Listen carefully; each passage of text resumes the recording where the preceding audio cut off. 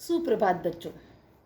कल हमने अनौपचारिक पत्र के बारे में पढ़ा कि अनौपचारिक पत्र क्या होता है, उसको लिखने का क्या प्रारूप है, किस तरह के संबोधन शब्दों का, अभिवादन शब्दों का प्रयोग किया जाता है और किस तरह कितने अनुच्छेद में पत्र लिखा जाता है। तो आज हम उस प्रारूप के आधार पर अनौपचारिक पत्र का एक उदाहरण देखेंगे।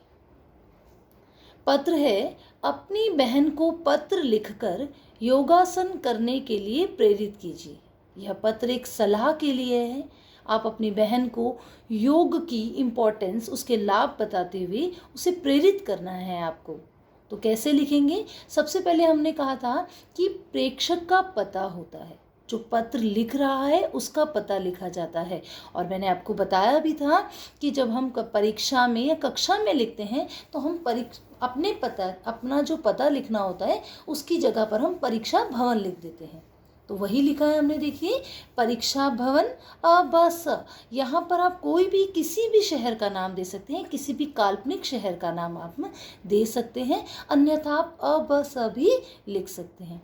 उसके बाद दिनांक के बाद एक लाइन छोड़ते हुए हम लिखते हैं प्रिय बहन, क्योंकि यहाँ पर छोटी बहन को लिखा जा रहा है, सलाह देने के लिए लिखा जा रहा है, तो हमने प्रिय बहन लिखा है। उसके बाद अभिवादन शब्द का प्रयोग किया है, सदा खुश रहो।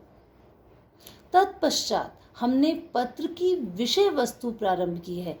पहले अनुच्छेद में हमने कुशल समाचार, उसकी कुशलता के बारे में पूछते हुए और अपनी कुशलता के बारे में बताते हुए लिखा है। जैसे देखिए, मैं यहाँ कुशल हूँ, आशा है आप वहाँ पर भी सभी कुशल होंगे।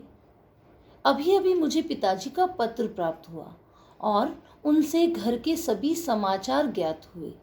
साथ ही साथ यह भी पता चला कि तुम्हारा स्वास्थ्य कुछ ठीक नहीं है, अपने स्वास्थ्य का ध्यान रखा करो। ये हुआ हमारा पहला अनुच्छेद। दूसरे अनुच्छेद में हम पत्र क्यों लिख रहे हैं वो कारण से लिखा जाता है। तो दूसरा अनुच्छेद क्या है? देखिए, तुम्हें तो पता ही है कि पहला सुख स्वस्थ शरीर को कहा जाता है। इसके लिए आवश्यक है कि तुम हमेशा योगासन किया करो। भाग दौड़ भरी जिंदगी में व्यस्त रहने के कारण कोई भी स्वास्थ्य की ओर ध्यान नहीं देता। योग एक ऐसा माध्यम है जो शरीर को स्वस्थ रखने में महत्वपूर्ण भूमिका निभाता है। इसलिए मैं तुम्हें यही सलाह दूंगी कि तुम नियमित रूप से योग किया करो, जिससे तुम्हारा शरीर चुस्त और फुर्तीला हो जाएगा और शरीर की प्रतिरोधक क्षमता भी बढ़ेगी।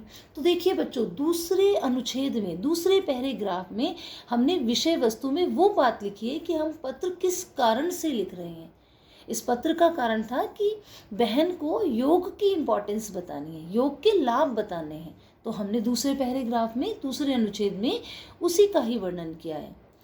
और जैसा कि मैंने बताया था, तीसरे अनुच्छेद में हम समाप्ति की ओर आते हैं, जिसमें हम बड़ों को प्रणाम, छोटों को प्यार, इस तरीके से लिखते हैं। तो इस पत्र में यही लिखा है, आशा करती हूँ कि तुम मेरी इस सलाह को मानोगी तथा अपने जीवन में योग को महत्व दोगी।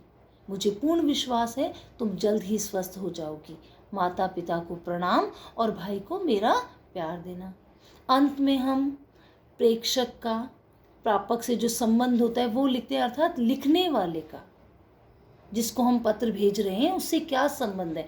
तो यहाँ बहन है, एक बहन अपनी दूसरी बहन को लिख रही है, इसलिए उसमें लिखा है तुम्हारी बहन आशा। तो बच्चों, इस प्रकार अनौपचारिक पत्र लिखा जाता है। विशेष रूप से ध्यान रखने की बात यह है कि यह पत्र जो है हमेशा बाईं तरफ से शुरू होता है, लेफ्ट साइड।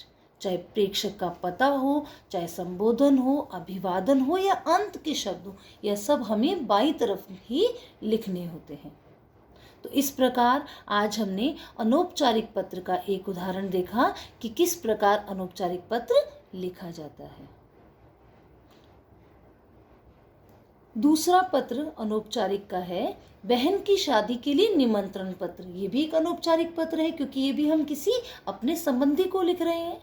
वही हमने शुरुआत की, सबसे पहले परीक्षा भवन, अवस, दिनांक, प्रिय मित्र। यहाँ मित्र को लिखा गया है, इसलिए हमने यहाँ प्रिय मित्र लिखा। नाम देने के बाद हमने अभिवादन किया, मधुर स्मृतियाँ, है ना। मधुर स्मृतियाँ मतलब अच्छी यादों के साथ। बाद में लिखा गया है, मैं यहाँ कुशल हूँ, आशा है वहाँ भी सब कुशल होंगे। तुम्हें जानकर बड़ी खुशी होगी कि मेरी बहन रुचि का विवाह अगस्त 14 को तय हुआ है। तो इस प्रकार जो हम पत्र लिखते हैं उसमें आप जो लिखने वाले हैं, अब जैसे निमंत्रण पत्र है तो निमंत्रण पत्र में आप किस चीज़ के लिए निमंत्रण दे रहे हैं, ऐसा कौन सा कार्यक्रम आप आयोजित करने वाले हैं या कौन से कार्यक्रम का आयोजन किया जाने वाला है, उसकी जानकारी पूरी तरह से देते हुए हम ये पत्र लिखते हैं। तो बच्चों, इस प्रकार अनौपचारिक पत्र का कोई भी प्रकार आए, अनौपचारिक पत्र इसी तरीके से लिखा जाता है। उम्मीद करती हूँ आपको अनौपचारिक पत्र लिखना आ गया होगा। धन्यवाद।